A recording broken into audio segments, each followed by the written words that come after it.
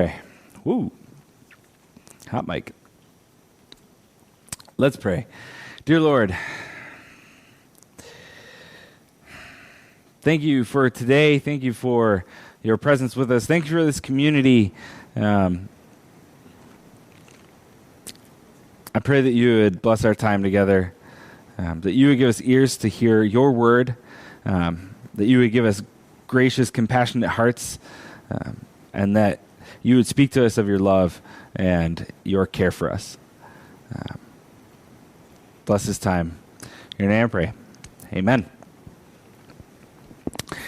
All right, so we are going to start out looking at a picture, which should be the next slide. You got a picture there? Yeah, can you make it real big? All right. So they can't see me right now, right? All right. So here is my picture. This is a picture of me, believe it or not. I am the one hanging from the tire. This is a picture from 2009. And it's spring break 2009. I went with the Navigators, on-campus ministry, to Pine Valley out in California. You can see it's a hilly forest area. And this tire swing, now you think, when I say tire swing, you would normally think of like a tire hanging from a tree over grass, or a tire that swings out off of like a hill out over water. And you can see that there's no water in this picture. There's also no grass in this picture. Yeah. So this tire swing, you like run down the hill, and you know, some people jumped on top, like my friend Ryan there, and some people, like me, hung on to the bottom, and you just run off the hill and you fling yourself out into nothingness, out into midair. And you really hope it doesn't break. And when you are 21 years old, almost 21 years old, you think, hey, I've got this. I've got this all figured out. I know what I'm doing. I am going to swing out into nothingness. I am strong. This tire is definitely not old and is not going to rip. And this rope is definitely going to hold the weight of these two pretty much fully grown men. It's totally going to hold us. What? There's a weight difference between Right, fully grown, not fully married men. Yeah. So here's me swinging out into nothingness. Now, here's the thing. You can make the picture small again if you haven't already. Here's the thing, is I, in this picture, think I am in control. I have it figured out. I know that my hands are strong, and that this tire is sturdy, and that I've swung out on this rope several times, and this rope is connected to a branch that's definitely not going to break, and I am in control of this fun that I am having. This is in a lot of ways, this is our lives. This is our life. We go through life thinking, I am in control. I know what I am doing. When the reality is that we are not. We do not have control. We do not know what we are doing. We might know what we're doing, but we're still not in control. The reality is that I could swing out into nothingness, and the tire could rip, or the rope could break, or the tree branch could break. And you know what? Even if I bought a really nice new tire that I came from the very best manufacturers, and even if the rope was this nice new rope that I had bought, and it's the strongest rope that you could buy, and even if I tied the tightest knot that I could, and the best knot that I could up on the tree, and even if I knew that the tree was sturdy, and all of that, even if I knew all of that, my friend is still sitting like a foot above me, and he could fall off. I am not in control. And we are not in control in our lives. We feel like we are. Sometimes we hope we are, and we're holding on to things that make us feel like we're in control, but we are not. We are out of control. We are in a series we are going through the books of the Bible. And we started this series last year. And this year, we're going from the book of Job to the book of Joel, Job to Joel, which sounds real cool. And we're starting at the beginning of this summer, we are going through the books of wisdom and poetry. So in the Old Testament, in the Bible, in the Old Testament, which is the first part of the Bible, there's a section of books. It's Job, Psalms, Proverbs, Ecclesiastes, Song of Solomon, which are all these wisdom and poetry books. And Lamentations. I forgot about Lamentations. And Lamentations. But Lamentations we're going to do in a few weeks.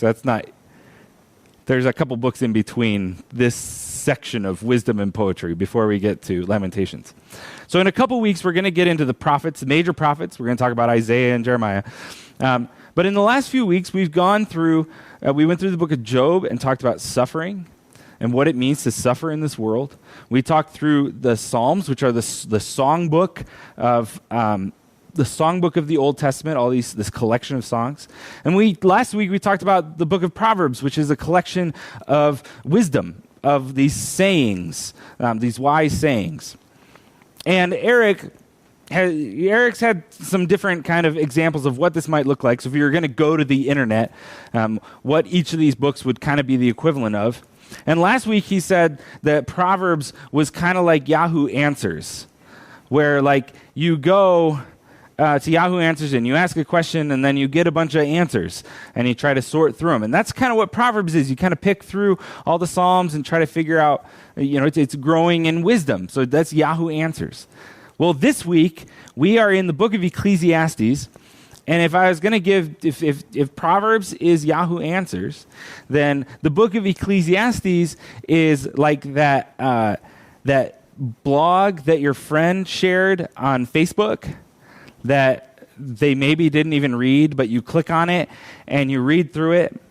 And you have one of two reactions. And the first reaction is, wow, I love this. This is going to change my life. This writer gets me and he's figured it out. And then the other answer is like, I have no idea what they're talking about. This makes no sense. It's depressing, and I never want to read it again. In my experience, those are the two main responses to the blog on Facebook. This is the book of Ecclesiastes. And in many ways, and we'll kind of get into this, but in many ways, the book of Ecclesiastes is a commentary or a reflection on the book of Proverbs.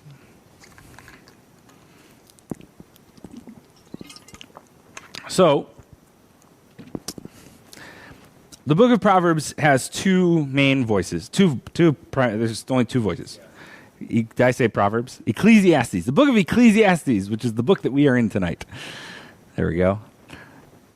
Ecclesiastes has two voices. The first voice, which introduces the book in one sentence right at the beginning. It says, "The words of the preacher, the son of David, king in Jerusalem." So that's the narrator. And the narrator comes back in at the end and gives us a response to the words of the preacher. And that response is what Sue read. And we'll get to that in a minute. But we're going to get into the preacher is the son of David, king in Jerusalem. So because the Proverbs are the collections of wisdom, and because of what we know about Solomon, the primary idea is that the teacher is Solomon. Now, there's some other perspectives, and you can read about those if you'd like. But so the preacher is the son of David, king in Jerusalem, probably Solomon.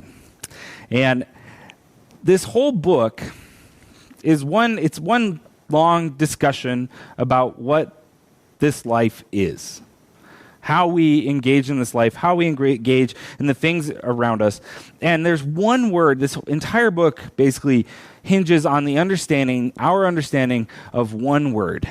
And it's in verse 2. In verse 2, I'm reading a translation called the English Standard Version, the ESV, and it says, "Vanity of vanities, says the preacher.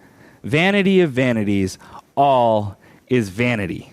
Now, in the New International Version, which is a different translation, the NIV says, "Meaningless, meaningless, says the teacher. Everything is meaningless." This is a really great way to start off this book. Vanity and meaningless. But really, we have to sit here for a moment because we have to understand what this word means.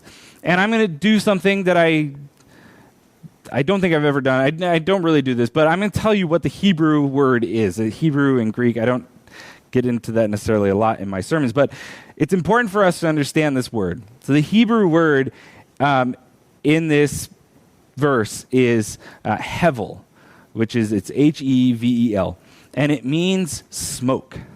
Smoke and vapor. Smoke or vapor. And so when we read this, if we can understand it as smoke and vapor, says the preacher, smoke and vapor, all is smoke and vapor, we get a different perspective. The idea that vapor, that smoke looks solid, which we know here in Tucson, looking up at the mountains, which are that way. That way? No, that way.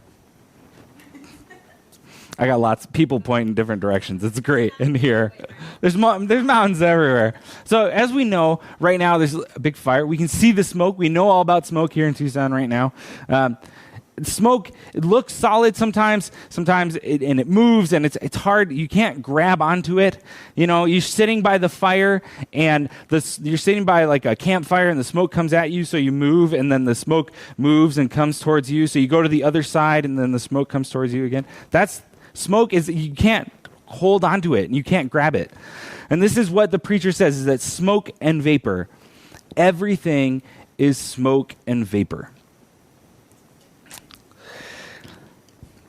He goes on in verse 3 and says, "What does man gain by all the toil at which he toils under the sun? A generation goes and a generation comes, but the earth remains forever." So, essentially, the works of man, the things that we do in this life, are smoke and vapor. They fade away, and what remains is the earth, is creation.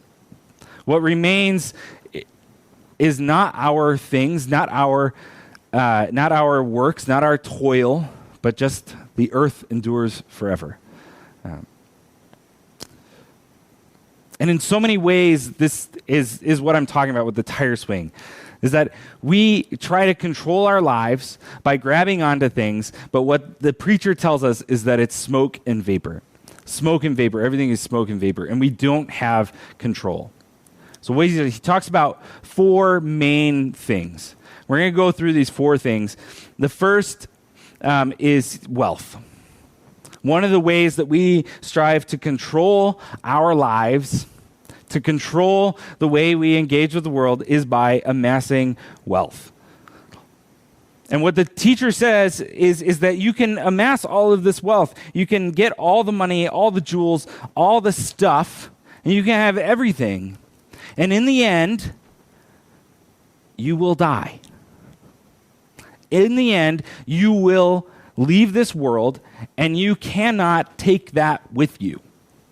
It stays behind, and someone else is going to have it. And even then, during our lives, we can amass all this wealth, and someone could come and take it from us. Or the economy could crash, and you'd lose everything. This is when we try to control our lives through wealth. What the teacher says is that it is smoke and vapor. The amassing of wealth is smoke and vapor. So then the other one, this next one, which is connected to this one, is work. So we work hard. We work hard to make sure that wealth doesn't go away. So we work really hard, and we go about our days, and we toil under the sun, and we try to make a name for ourselves, or we build up our wealth, we build up our business, we start our own business and build it up from the ground, and then it's smoke and vapor. A chasing after the wind, the preacher says in another place. Smoke and vapor, a chasing after the wind.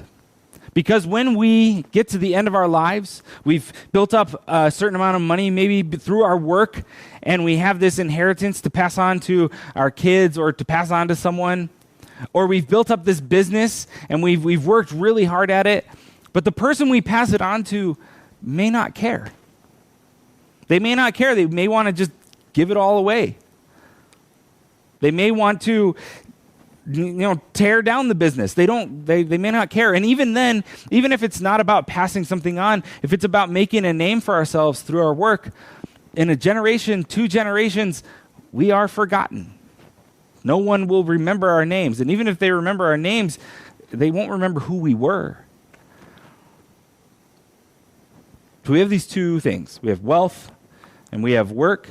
So what should we do? If those 2 things, if it doesn't matter, if the amassing of wealth isn't going to help me and I can't grab onto it and it's smoke and vapor, and if the work that I do, the building a name for myself or starting a business or whatever else, if that's not going to help me and it's a chasing after the wind, smoke and vapor, then who cares? What should I do? I should just go out and do whatever I want. I should work and make some money and then go out and spend it. And go have a party and go out and drink and do whatever I want because it doesn't matter. Nothing matters. I can work hard or I can make money and it won't matter.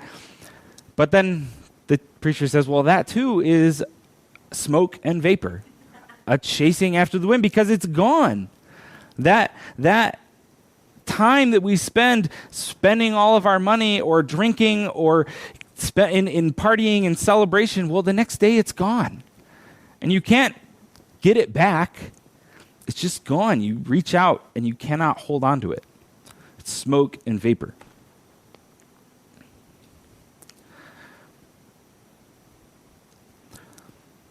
So what do we do? Here's this. We can't amass wealth because that's going to be gone. We're not working. We can't just live for this party because the next morning we can't grab onto it. The next morning you're just hungover.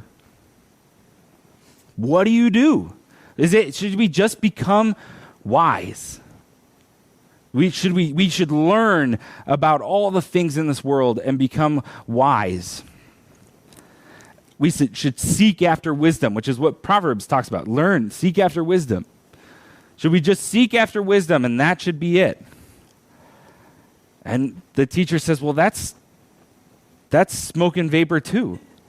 Because if you learn and you grow and you become this wise, good person, in the end, you meet the same end as the fool.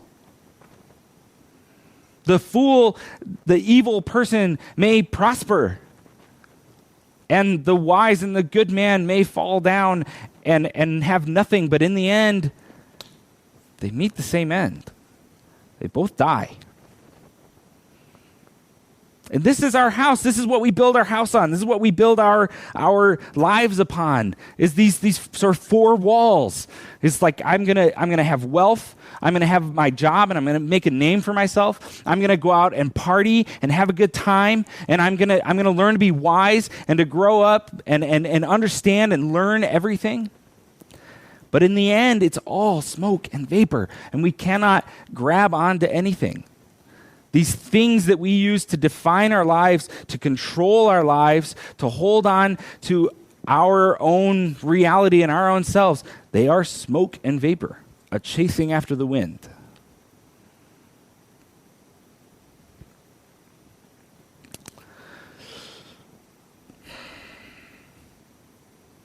All right, let's go to God in prayer and end up here. I'm just kidding. We're not going to end right now because that is actually when people read Ecclesiastes, often you get to the end of the book and that's the feeling. You're like, okay, well,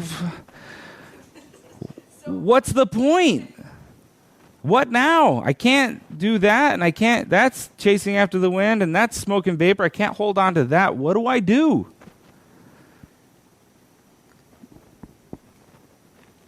Well, let's see. There's a couple things I want to point to right now. The first is the response of the narrator at the end of Ecclesiastes, the passage that Sue read. Ecclesiastes chapter 12, the very end of the book. This is the response of the person who introduces the teacher right at the beginning. And he says, besides being wise, the preacher also taught the people knowledge, weighing and studying and arranging many proverbs with great care. The preacher sought to find words of delight, and uprightly he wrote words of truth. The words of the wise are like goads, and like nails firmly fixed are the collected sayings. They are given by one shepherd. My son, beware of anything beyond these. Of making many books there is no end, and much study is a weariness of the flesh. And so the beginning of this response is, yes, the preacher was wise. And he collected these sayings, and like it does reflect some on the book of Proverbs, and you can go and read the Proverbs. Collected all of these wise sayings. He says he grew wise, and he taught the people. And it's a good thing. It's a spurring on of people towards wisdom. But he also says that in the end, he reflects briefly on the smoke and vapor of the wisdom, is that you can make books forever. You can keep having commentary after commentary after commentary, and you can study all the things in this world, and you can become the most wise person. And in the end, there is a weariness. So what is it? What does the narrator says? The narrator says, the end of the matter, all has been heard. Fear God and keep his commandments. For this is the whole duty of man. For God will bring every deed into judgment with every secret thing, whether good or evil.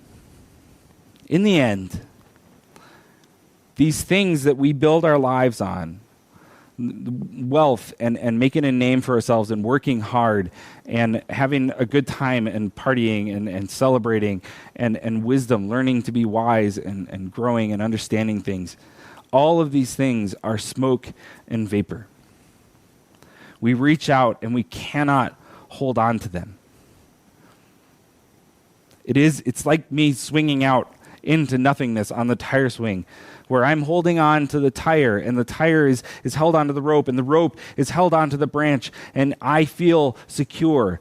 But in the end, any of those things, including my friend sitting on top of the tire, any of those things could break or fall. And I am out of control, and I'm swinging out into this dirt lot. In the end, I cannot grab onto any of these things. And so the narrator says, the one thing that we hold on to is the one thing that endures, the one thing that lasts, which is God. Reach out and hold on. Fear God and keep his commandments. Because we cannot hold on to these things, we should hold on to the one thing that lasts, which is God. We can also I want to go to chapter 3, which I didn't talk about a lot, but usually if people have read Ecclesiastes, or if they've been around the church for a while and they've heard people talk about it, they usually know two things out of Ecclesiastes. The first is meaningless, everything is meaningless. That thing right at the beginning, there's nothing new under the sun, it's a chasing after the wind, that piece. And then the other piece is chapter 3, and it's a time for everything. It's this poem about life. It says, for everything there is a season, a time for every matter under heaven. A time to be born and a time to die. A time to plant and a time to pluck up what is planted. A time to kill and a time to heal. A time to break down and a time to build up. A time to weep and a time to laugh. A time to mourn and a time to dance. A time to cast away stones and a time to gather stones together. A time to embrace and a time to refrain from embracing. A time to seek and a time to lose. A time to keep and a time to cast away. A time to tear and a time to sow. A time to keep silence and a time to speak. A time to love and a time to hate. A time for war and a time for peace. So what do we do with this? With the smoke and vapor and the chasing after the wind, our lack of control? The first is that we hold on to God. We seek after God. And the second thing is to acknowledge that in this life there is a rhythm. We may not always understand the rhythm. Sometimes we sit in seasons for long periods of time of loneliness and solitude. Right now, we're in a season, it says there's a time to embrace and a time to refrain from embracing. And right now, we're in a season that's a time to refrain from embracing. We shouldn't go out and give everybody hugs because of the coronavirus. But there's a reason, there's a season and a time, there's a rhythm to this life.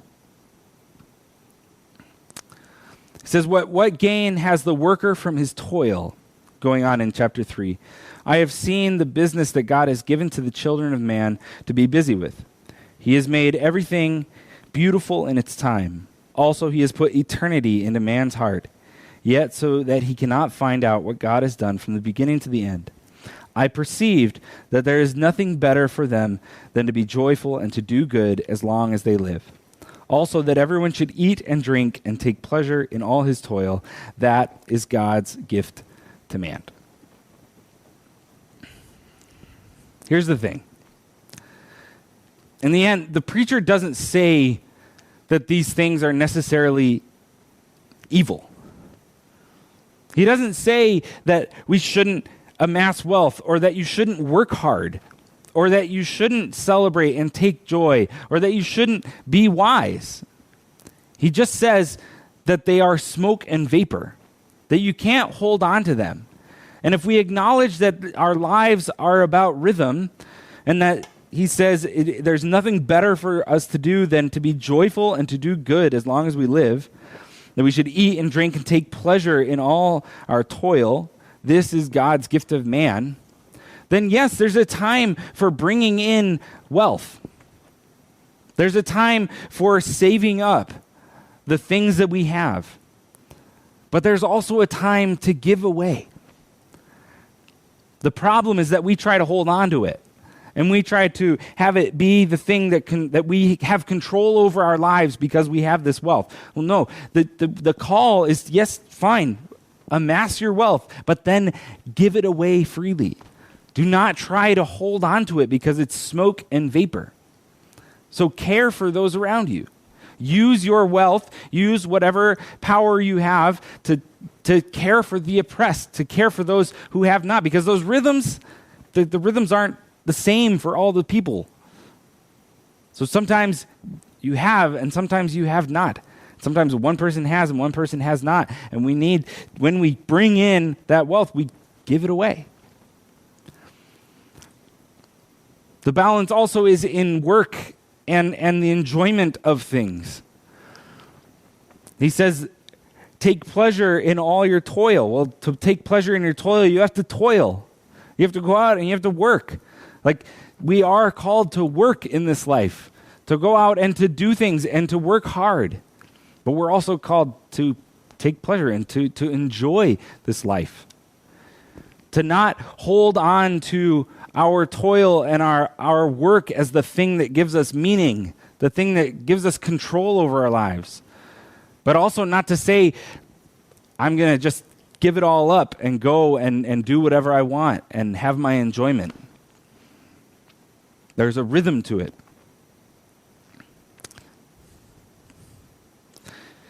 And if we pull from what the narrator says at the end of Ecclesiastes, there is a rhythm also to learning and to wisdom. So we should learn and we should be wise and we should go read the book of Proverbs and go read the book of Psalms and Job and understand and learn and grow and become wise.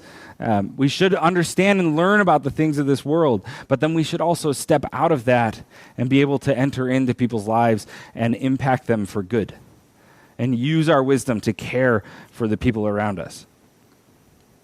Because too often, when we become wise about something, we hold on to it and we say, this is the thing that gives me meaning. This is the thing that gives me control over my life. So let go of all those things because you're not holding on to anything. You have no control. You cannot, it's smoke and vapor, a chasing after the wind. You cannot hold your wealth. You cannot hold your work. You cannot build a name for yourself that will endure. You cannot just take enjoyment in this life and not care and not worry. You cannot grab onto wisdom and say, this is what gives me meaning. The one thing that we are rooted in is God.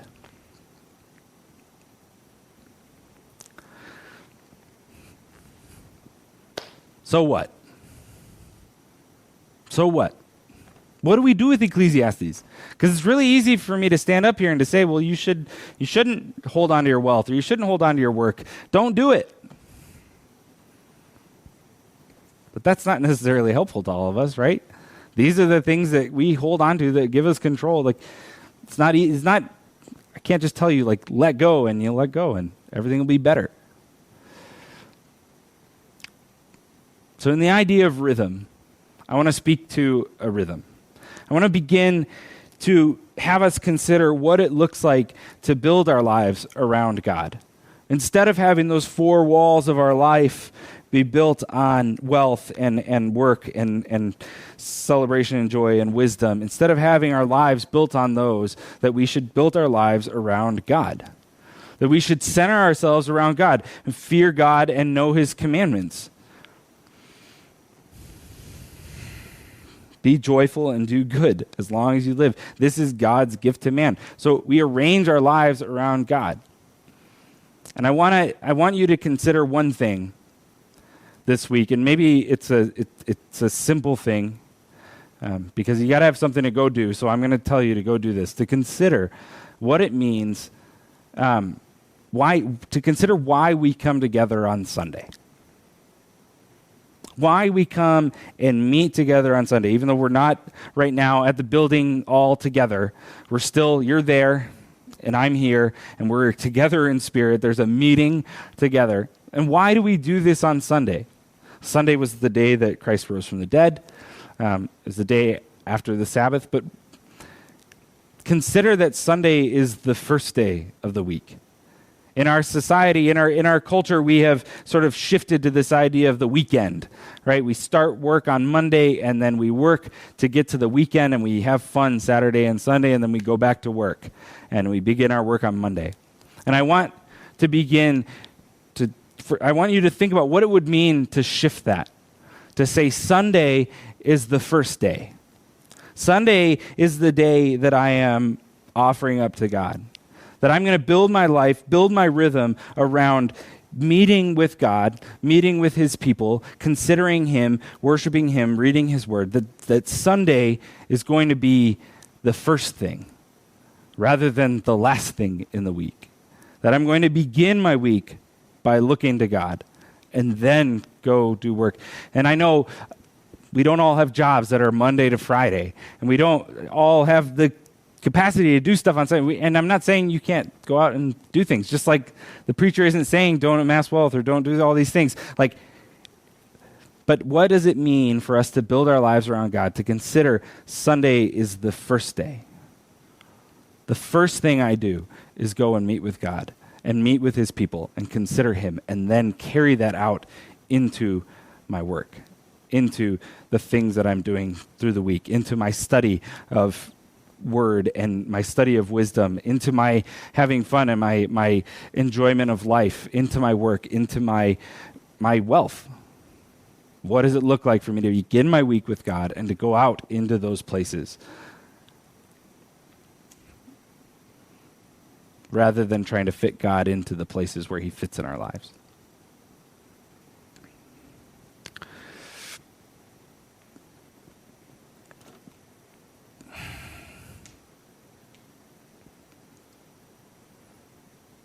Consider these things. Let's pray.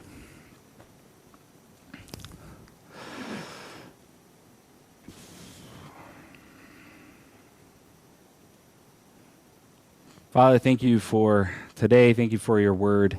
Thank you for Ecclesiastes. I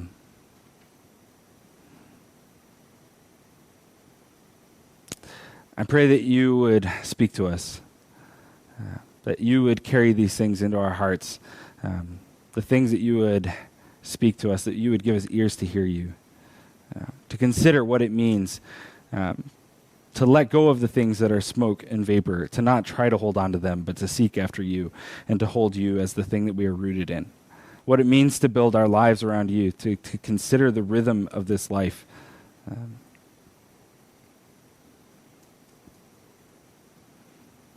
You are good. Bless us. In your name I pray. Amen.